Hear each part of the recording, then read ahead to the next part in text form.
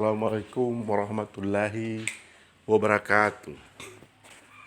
Baiklah anak-anakku santri, pada pagi hari ini kita akan melanjutkan pembelajaran kita pada kesempatan ini. Namun sebelumnya kita berdoa dulu supaya materi kita hari ini bisa dipahami, bisa dimengerti oleh kita semua. Oleh karena itu, mari kita berdoa bersama-sama. Doa dimulai.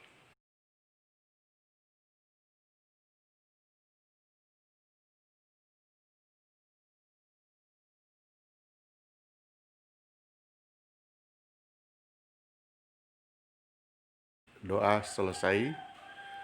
Baiklah, sebelum masuk ke materi, tentunya saya ingatkan kembali, saya tidak bosan-bosannya untuk memperingati anak-anakku santri supaya mentaati himbauan dari pemerintah terkait dengan COVID-19, yakni protokol kesehatan. Tentunya anak-anakku santri sudah tahu bahwa protokol kesehatan itu dimulai dari jika kita memegang sesuatu, ya kita harus awali dengan mencuci tangan, ya seperti itu. Yang kemudian jika kita akan keluar rumah, kita pastikan harus menggunakan masker. Dan yang berikut, kita harus menghindari kerumunan, ya. Artinya tidak boleh berkumpul-kumpul dengan teman sehingga terhindar dari virus COVID-19 ini. Dan seterusnya, kita senantiasa berdoa supaya wabah pandemi COVID-19 ini segera diangkat oleh Allah Subhanahu wa taala. Amin. Baiklah anak-anakku santri,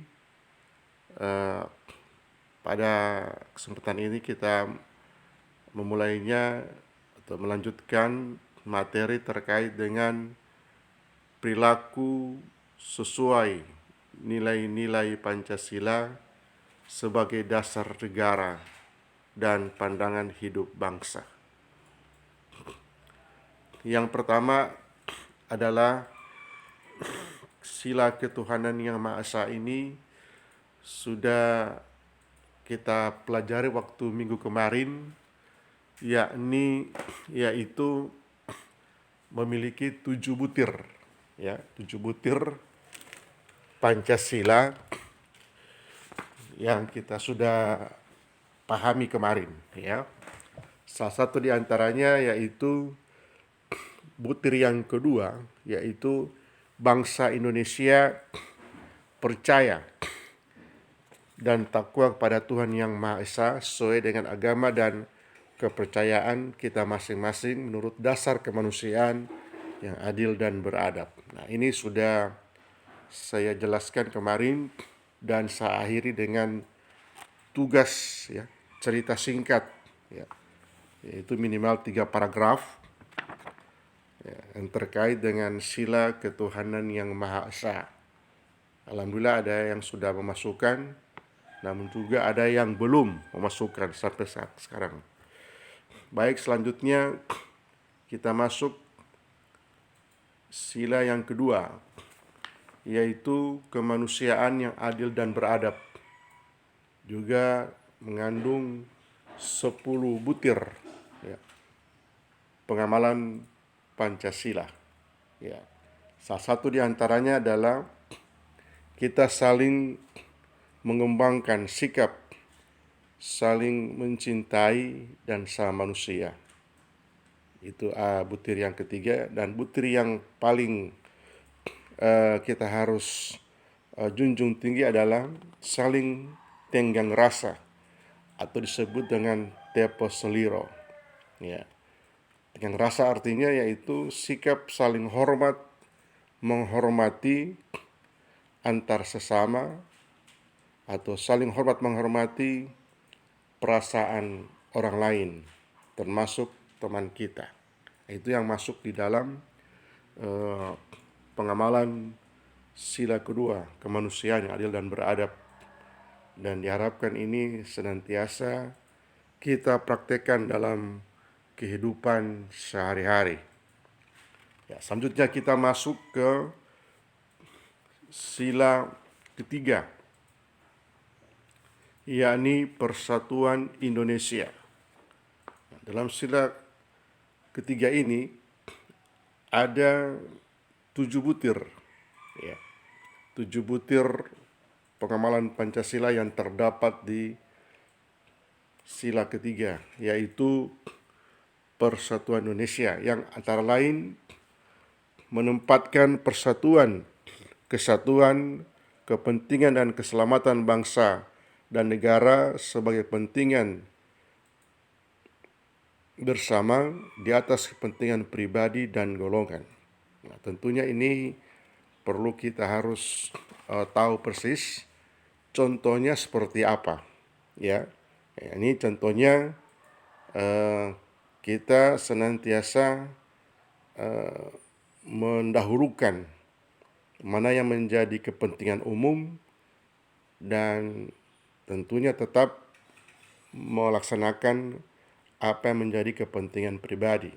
Ya, contohnya, misalnya kita diundang oleh pemerintah desa atau kelurahan untuk dimintai kesempatan untuk sama-sama bekerja membersihkan lingkungan. Ya, lingkungan, apakah itu lingkungan tempat ibadah ataupun lingkungan kita masing-masing. Nah, tentunya kita harus mendahulukan itu sekalipun kita punya kepentingan pribadi. Misalnya kita ada PR, pekerjaan rumah, ya. Tentunya ini juga kita harus kerjakan, namun kita lebih mendahulukan kepentingan umum daripada kepentingan pribadi, supaya kedua-duanya bisa terlaksana sesuai dengan waktu dan kesempatan yang ada. Itu ya. Yang berikut kita lihat sanggup rela berkorban untuk kepentingan negara dan bangsa. Ya. Nah, jadi kita harus rela berkorban.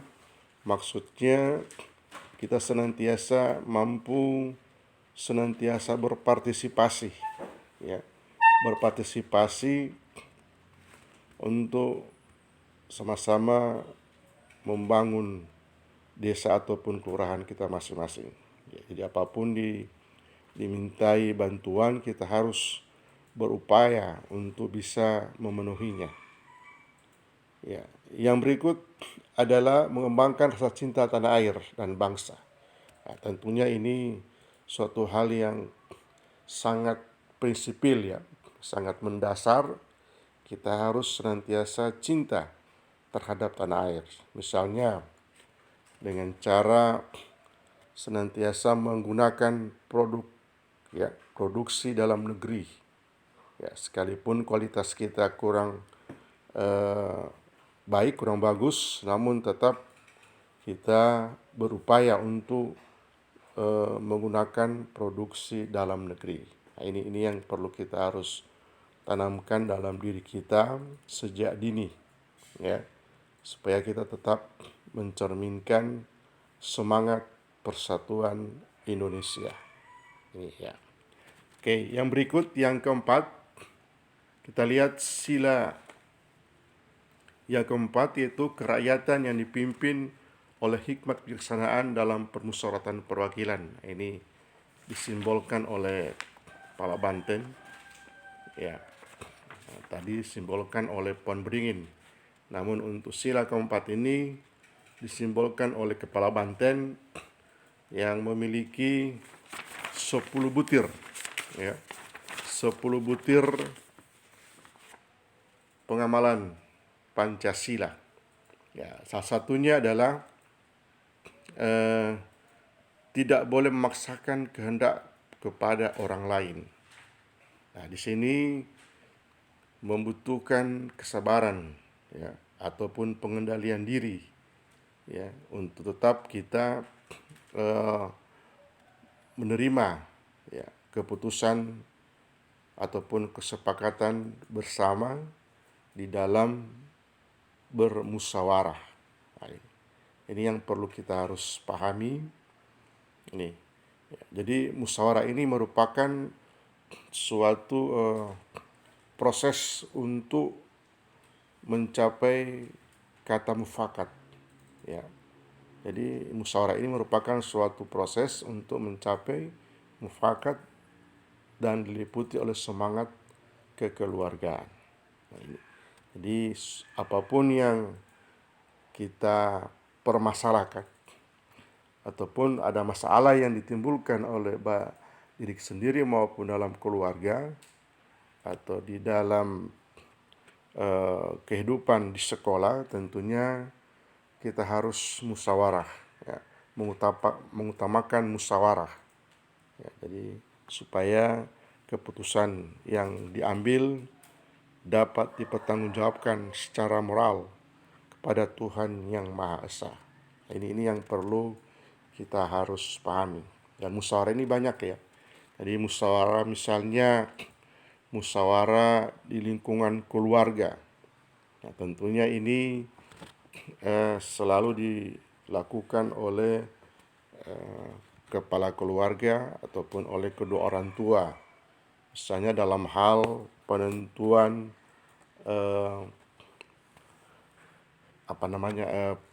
pembelian, ya, pembelian baju ataupun pakaian untuk merayakan hari raya.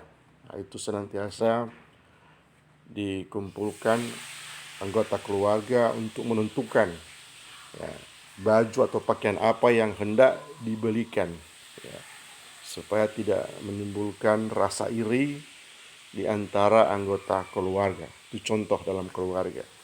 Sementara contoh yang di dalam sekolah adalah tentunya musyawarah ini juga dipraktekkan dalam hal misalnya penentuan, ya, petugas kebersihan.